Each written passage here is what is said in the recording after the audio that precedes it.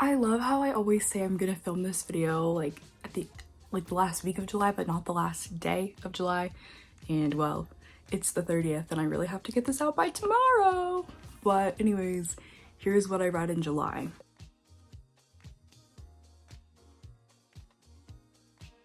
Of course, I started the month out with a banger. We have Double Pucked by Lauren Blakely, and I really liked it. I gave it 5 stars because.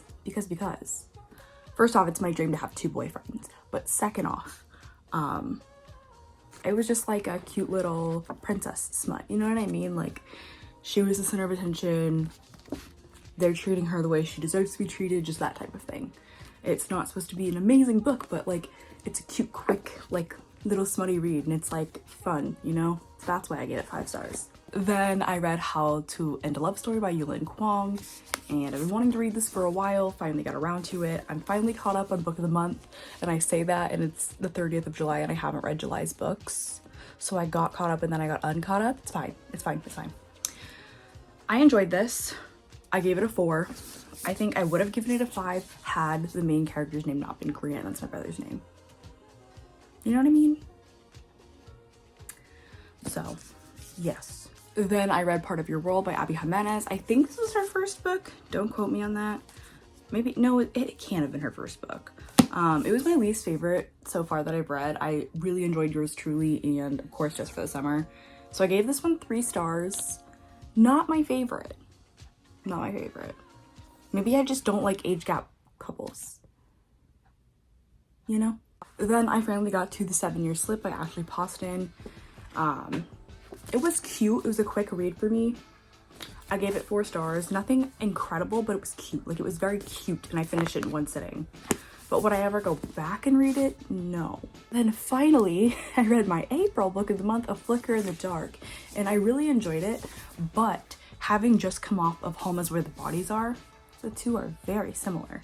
I don't know if Home is Where the Bodies Are was Geneva Rose's take on A Flicker in the Dark. But I enjoyed it nonetheless, you know?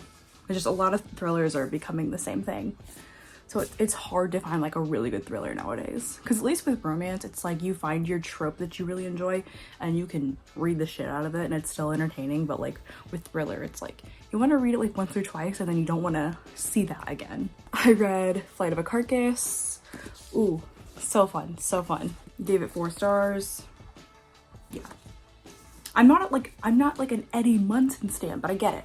And I think this gives a lot more background. The books should be canon. I don't know why they're not. Then I read Please Don't Be True by Phyllis Reynolds Naylor. Gave it 4 stars. It's another Alice collection book, and I did not get it down because it was already put back. But I enjoyed it. Not too much happened, but if you like Alice, it's like you're continuing like fun stuff, like the fan service stuff. So it's nice to get through. And then I finally got to probably my most anticipated book of 2024, None of This Is True by Lisa Jewell. I really liked it. I gave it 5 stars. Very entertaining. I love unreliable narrators. I love...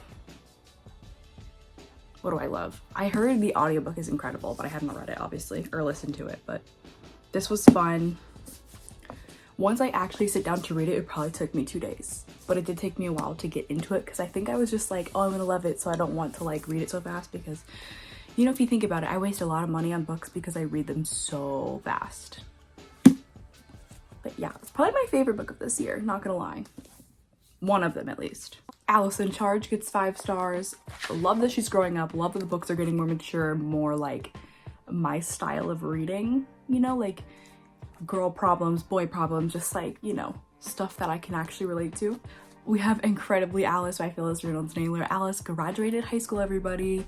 And honestly, I don't know what I rated it. You'll see it on the screen because it's not on my notes. I, you know, put myself on a book buying ban recently and I had to break it for the sole purpose of a plus-size hockey romance book because there's not enough of them.